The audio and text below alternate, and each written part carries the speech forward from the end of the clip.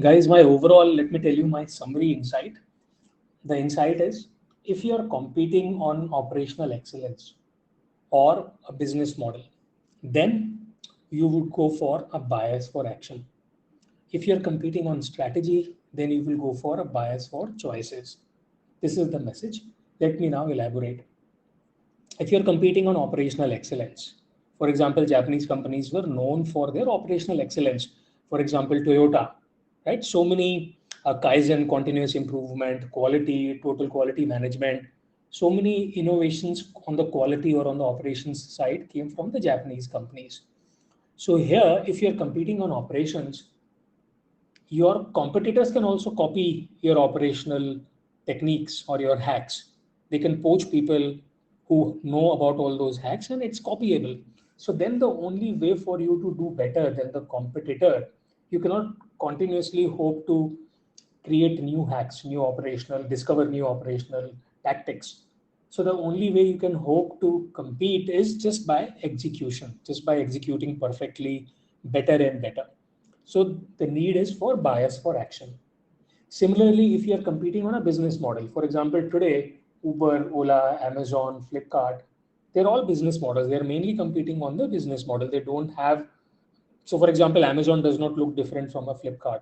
Uber does not look different from Ola. Swiggy does not look different from Zomato. So they're basically similar business models. Now, how do you compete? Because business models are similar, so there is no differentiation and there is competition and therefore profitability is low. So how do you do better and better? How do you become better than the other guy? You will only become better than the other guy. Either you have network effects in your business model, right?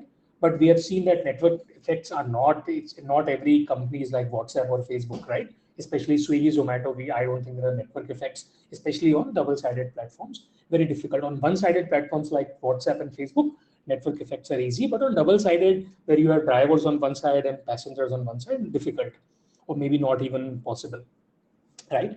So then, if you're competing on business model, you have to have a bias for action. You have to run faster than the other guy.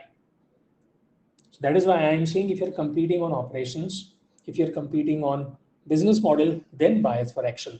And my view is that for past, I don't know, maybe how many years since we have had this technology wave, business model innovation disruption wave, or even earlier than that, typically human beings go towards a bias for action. What they do not go for is the bias for choices. Very few, I've done a lot of consulting and I have found that clients typically are afraid of making bold choices. And the epitome of making bold choices is Steve Jobs, right? Or even Dhirubhai Ambani. Very few people, very few companies. A handful examples like Southwest Airlines is one, right? Apple, Steve Jobs is one. Reliance used to be one in Dhirubhai Ambani's. Rockefeller used to be one when he's created Standard Oil. So there are very few examples of bias for choices. Why? Because choosing is difficult. Because choosing means there is a trade-off, and making trade-offs, leaving something and picking something. For example, leaving mass market segment and only going for the premium segment, choosing design over pricing, choosing exclusive distribution over a multi-brand outlet distribution. These are very difficult and gutsy choices, but that is the essence of strategy. So any company that is competing not on operations and business models, competing on strategy, will need to have a bias for choices. So I just wanted to end this. I don't want to elongate this video. I just wanted to introduce this new concept, bias for choices. And whoever is listening can just take a step back and think how many companies have this bias. Almost every startup, every company has bias for action these days. With how many? I'm not asking for companies to leave execution or the bias for action.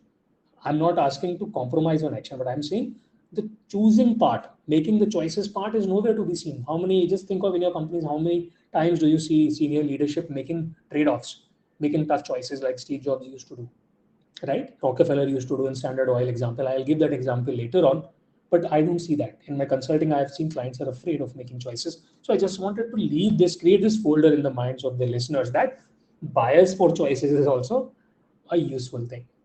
That's all.